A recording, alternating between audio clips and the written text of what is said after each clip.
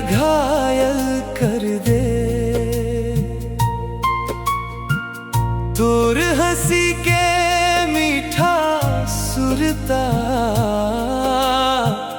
रोज मोला पागल कर दे।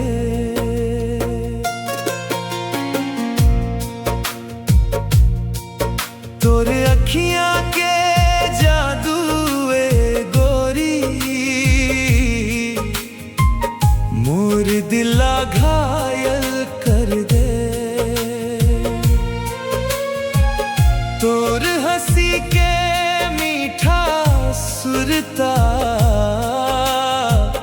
रोज मोला पागल कर दे। जब जब ते मुस्कात हंस सजनी फूल हवा मन महकाए। तोर रूप के चमक देख के चंदा घलो शर्माए रे।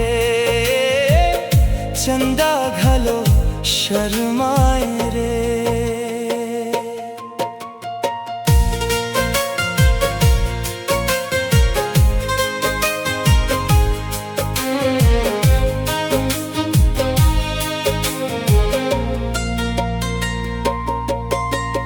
गाल तोर गुलाबी लागे जैसे भोर के लाली हो। धीरे धीरे बात करसते जैसे कोयल के बोली हो। गाल तोर गुलाबी लागे जैसे भोर के लाली हो। धीरे धीरे बात करसते जैसे कोयल के बोली हो।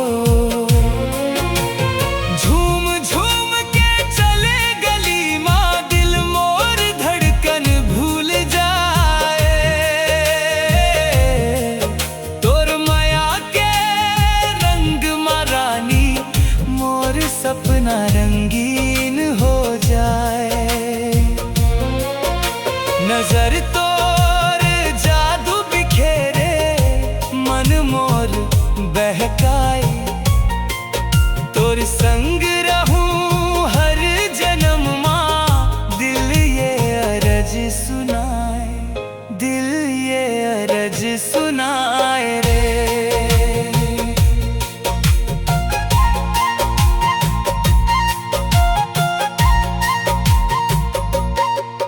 कजरारी अखियां तीर चलाए सीधा दिल के पार रे।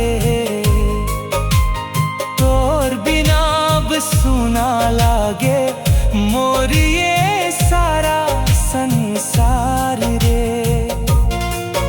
कजरारी अखियां तीर चलाए सीधा दिल के पार रे। सुना लागे मोर ये सारा संसार रे। चमचम पायल बाजे जब मोर मन गुनगुनाए ओ। तोर संग जिंदगी बिताए बर दिल रोज दुआ मंगाए ओ। तोर चूड़ी के छन छन बाजे सुर बने प्रेम के।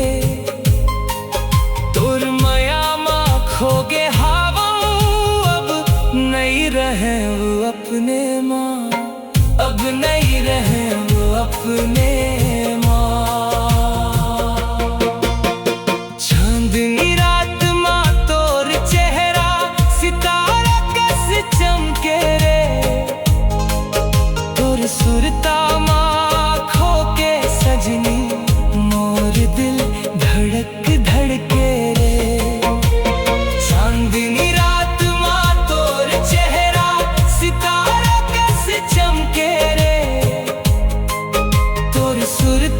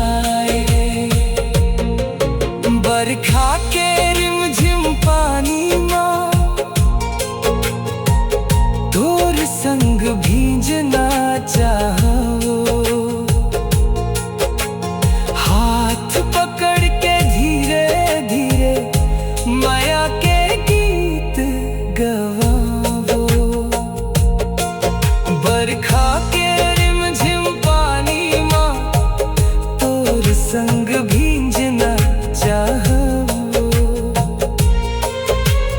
हाथ पकड़ के धीरे धीरे माया के गीत गवाओ। तोर संग हर पल सुहाना जैसे सावन आए रे। तोर माया के छाव माँ सजनी मोर दिल चैन पाए रे। मोर दिल चैन पाए रे।